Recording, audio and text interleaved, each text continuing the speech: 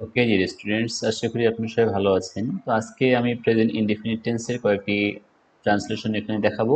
তো প্রথমে বলা আছে I read books every day. আমি প্রতিদিন বই পড়ি। তো এখানে সাবজেক্ট আই, মেইন ভার্ব হচ্ছে read, so present indefinite tense, সাবজেক্টের পরে ভার্বের base form.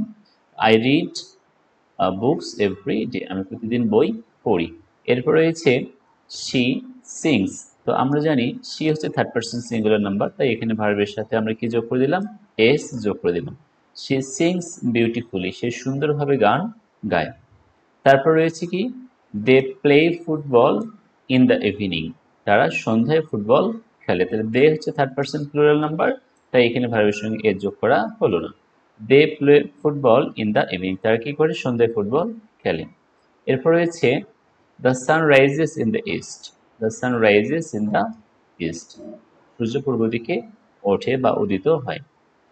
We go to school by bus, আমরা বাসে করে বিদ্যালয়ে বা স্কুলে যাই। তো ডিয়ার স্টুডেন্টস, এখানে প্রত্যেকটি ভার্ব প্রেজেন্ট ইনডিফিনিট টেন্স অর্থাৎ ভার্বের বেস ফর্ম করে এখানে দেয়া রয়েছে। তো আশা করি আপনারা বুঝতে পেরেছেন।